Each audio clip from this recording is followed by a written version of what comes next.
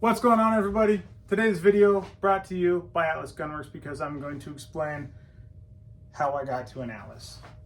Just going to run through all my guns here.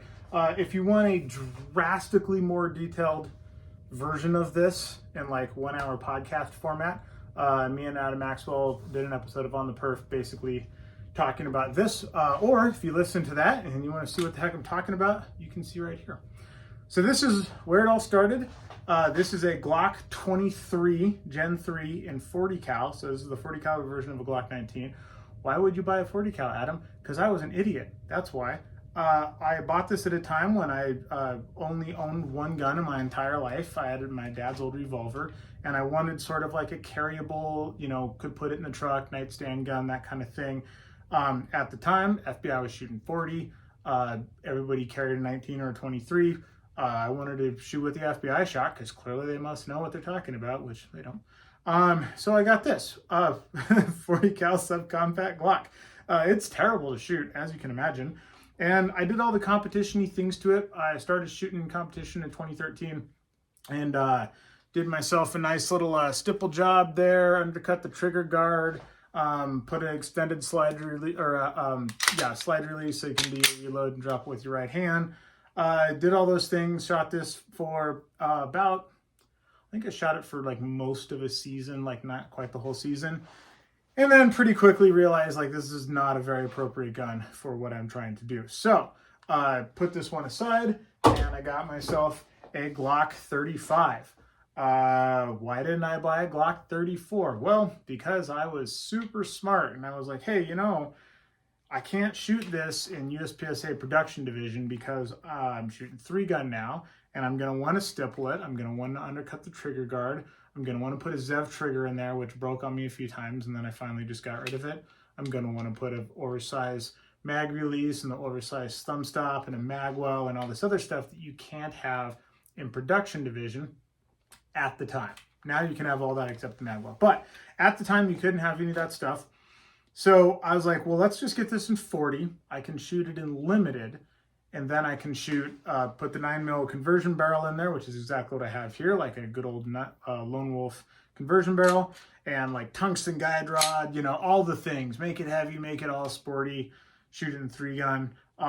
It was a pretty good 3-gun pistol. It wasn't bad. It was a terrible limited pistol. Glocks in 40 really suck. They're not much fun to shoot at all. Don't do that. So I did all the things to it. I made it, faster and fancier and all that stuff. And I shot this for quite a while. I think I shot it for about 3 seasons. I was shooting somewhere between 20 and 25,000 rounds a year at the time. So this has like 60, 70,000 rounds on it, somewhere in that neighborhood. It did all right for me. I shot a lot of matches with this. I won my first major with this. It did quite good.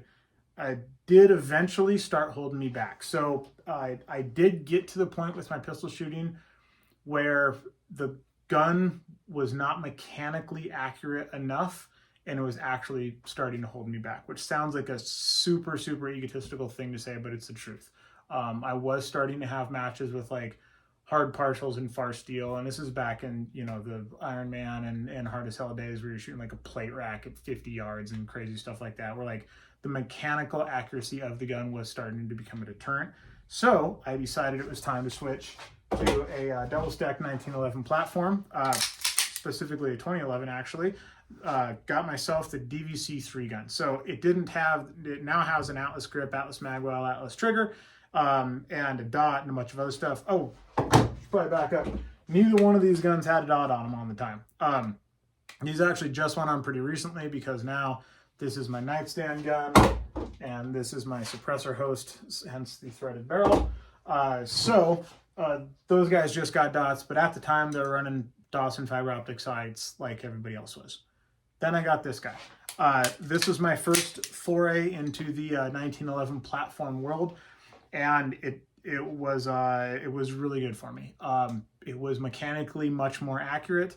It shot a little bit nicer, had a little bit nicer trigger on it, not as nice as what it has now, but it was a pretty big step up from the good old Plastic Fantastic. I did all the go fast stuff to this guy as well. I had the plastic grip on it, and I did a silicone carbide job on that. Uh, uh, Basically deactivated the grip safety, got a big old Dawson magwell, cut this side of the double-sided safety off so I wouldn't get DQ dropped around the right side. Eventually put in some, oh, I can't remember what brand, but some aftermarket trigger parts, some hammers, things like that. And it did pretty good. I shot this from, I guess I got this in 2017, maybe the very end of 2016. And I shot this, I mean, pretty much until like this year, essentially. This thing has well over 100,000 rounds on it. This is actually the third barrel. So here's the first barrel that was in it. This one eventually started shooting just shotgun pattern. Legit could not keep him in the A zone at 15 yards. It went right to hell. And then I had my buddy Gunsmith put a comped barrel in there. As you can imagine, when you hang a comped barrel, 2-port comp barrel on the end of a 5.4-inch gun, it gets a little ridiculous. I thought it was a good idea at the time. Turned out not to be. And then I had a bunch of problems with it because I was shooting pretty inappropriate ammo, but it's what I had a bunch of. And instead of just going out and buying jacketed bullets like a smart person, I shot a coat of lead through it and pretty much ruined that thing. So now we're on to its third barrel, and that one's actually doing okay. So this guy was going to be the forever gun. And then it turned out that when you put 100,000 rounds through an STI, eventually they start really giving up the ghost. You can shoot a barrel out of anything, but the whole gun just kind of started falling apart a little bit. Got an Atlas grip on here and some other stuff. Legit just put this on a couple days ago, got it back from Cerakote, took it to the range today to shoot it. It does help quite a bit. It's pretty nice. But I was switching to open division, and I was shooting an iron sight pistol, which is a huge disadvantage in open division. So I was like, all right, we're going to put a dot on this thing. And I couldn't direct mount a dot. And at the time I was shooting, I think it was the Vortex Viper, or maybe the Venom, is one of those two, the one with the battery underneath. And little birdie told me that Vortex was going to be coming out with the Defenders. And so I knew there was going to be a platform change. So I wanted to be able to change platforms. So I didn't want to direct mill the slide. And I don't think you could actually put this dot on the slide anyways, because the slide is quite narrow at the top. So I had my buddy Aaron make me a plate that I could put a dot on. That took a while. Sent it off to Aaron. I was going to need a gun in the meantime. And I wanted something that I could shoot some more USPSA stuff with. That is where the Shadow 2 comes from. So I got this guy, and I shot my first major 3-gun match in open division with the Shadow 2 with the dot on it. Pretty stoked with how it did, honestly. Like, it's a pretty decent gun. It's not bad. It's a little heavy for 3-gun. I actually don't like how heavy it is. Everyone's adding brass grips and stuff to it. I actually want this gun to be a little bit lighter. But I once again did all the go fasty stuff. Put some big old palm swell grips on this guy. Extended mag release. This is actually like the only gun that I like an extended mag release on, because the curvature of the grip here sort of like hides it. So it's really hard to accidentally hit the extended mag release on this gun. So I actually do like it on this gun. I dremeled off this because it was really sharp. I added a flat safety, or a lead safety on the left side, because this gun actually comes with 2 flat safeties, because it's supposed to work as a double single gun instead of a single action gun. So I put the safety on here so I could start basically cocked and locked and ready to go for 3-gun, and then I could just run it in double action for USPSA. And also in 3-gun, you need to be able to like flip the safety back on and hot holster and things along those lines. Let's see. I also put in the reduce reach trigger kit, which my buddy Robert thinks is dumb, but if you have hands the size of mine, it's basically mandatory. So whether you think it's dumb or not, you have to if you want to be able to reach the trigger. And this thing was like, it was pretty okay. On paper, it was very accurate. I just didn't like the way that it felt. I had just been shooting 1911 platform pistols now for, hundreds of thousands of rounds, and this just felt like an alien to me, and I didn't like it. It just felt wrong, and I wanted to go back to what I was really used to. And also, the Shadow 2 has a couple of real disadvantages for it. in 3-gun. One, the slide is very short at the top. We do a lot of gun manipulation stuff in 3-gun. Like doing a gun transition and then loading your gun, racking out rounds to dump in weird places or to like reholster or things along those lines. And then there was something else. I'm just totally blanking on it right now. But anyways, whatever it was, I just didn't really like it. Oh yeah, the chamber. The chambers in these are super tight. And when you shoot 3-gun in some really dirty environments and you're going prone on your gun and things along those lines. And it's also really short, which means that I had to load my ammo very, very short. And I kept getting the lands and grooves fouled up a little bit and then having bullets stick in them. I pretty much threw away my first PCSL Nationals because this gun kept having like catastrophic malfunctions on every other stage. So there were issues with it. It was kind of one of those, like, it was a little bit too tight in all the wrong places. Like, I don't mind like this being tight. You can hear that. Where if you go to something that's like actually tight, like the Atlas just feels like one piece. But the chamber in that thing will fit all my practice ammo, and this won't. None of my practice ammo fits in this gun. Like, if it doesn't pass the chamber check, it can't be fired through this gun. And I was like, well, that's dumb. I don't want it to be that tight in that place.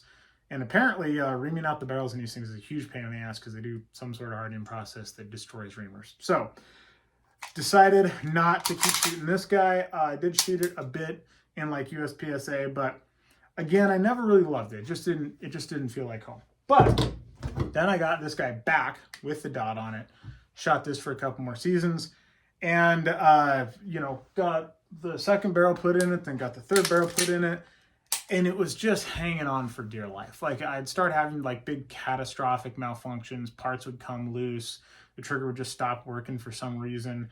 It was just dying. And at this point, I'm all of these guns deep. I'm now flying around the country for matches. It's like traveling to a major match is a couple grand, like, per match. And I just didn't want to do half measures anymore. I was just over flying halfway across the country and then having a pistol malfunction and having, like, costing me 5 places in a match. I was just over it. So that's how we ended up here. We went all the way to the Apollo. There were some steps between this guy and this guy for sure. I could have got like an XC, something along those lines.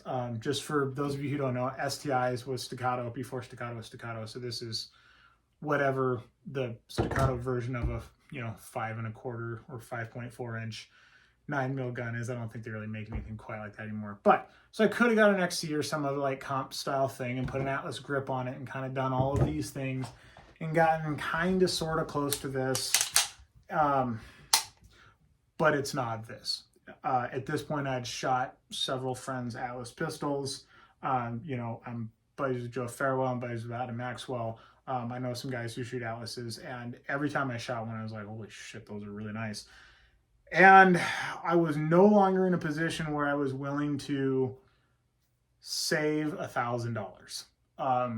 I was at a spot where it's like, I'm not going to buy a $4,000 gun and do $1,000 worth of stuff to it and have a $5,000 gun that's trying to be a $6,000 gun. I'm just going to buy the $6,000 gun and just be done with it. So that's what I did. That's how I got there, through this path. Now, if I was doing it again right now, so, some of these steps didn't exist, right? This gun wasn't a thing when I started shooting 3-gun. This gun wasn't a thing when I started shooting 3-gun. These guys both were. If I was doing this right now, starting 3-gun from zero, I would buy something along the lines of this. Of all the contemporary versions of like plastic double stack pistols, I actually like, oh my god, I'm blanking on what they're called. Geez. There's going to be a lot of dead time in this video. I said it on one of the earlier podcasts. We had an earlier podcast that we did on basically like what guns you would like start with if you were starting with today. and I threw out my gun, and I'm completely blanking on what it is. Anyways, I would find the version of a plastic double stack 9mm pistol that I like the most. I would go into a gun shop and I would shoot a Glock and I would shoot an M&P and I would shoot the other gun, whose name is escaping me right now. But I would just shoot some things and I would see which one I liked the most. I'd make sure it's a gun that has enough like aftermarket support for 3 guns so you can get, retention holsters and things along those lines. And then I would legit just save my money until I could go all the way to the top end gun, because as you can see, you're going to end up there. If I really wanted to shoot carry optics, I would start here. I would start with a Shadow 2. You're going to get a little more life out of this than you are starting with this. It is definitely a nicer gun. And then this would get you a long ways. And then I would go to this. I would not hit any of the in-between steps like that guy. The reason being, I have owned this guy with 100,000 rounds on it, and I've seen these guys with 100,000 rounds on it and shot them. And although this gun costs way more money, you're going to get way more life out of it. They're just built better, they're tighter to start, and they will last longer. I have shot Atlas pistols with 6-figure round counts that are still tighter than this gun was when it was brand new, and more accurate and more reliable.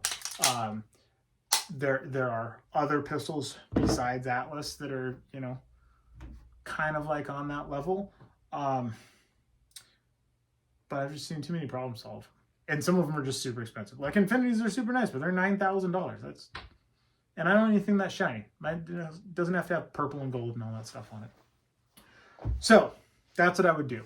I would Canic, bam, there it is. I would start with something along the lines of a Glock or a Canic rifle or a Smith & Wesson M&P, unless I really wanted to shoot carry optics, in which case I would start with the Shadow 2. I'd start with one of those, and then I'd save my money, and then I would go buy exactly what I went and bought. Yeah. If you have any questions about any of this stuff, you think I'm an idiot, you think I made wrong decisions all along the way, I mostly did, leave them up in the comments. We'll talk about it. See ya. Bye.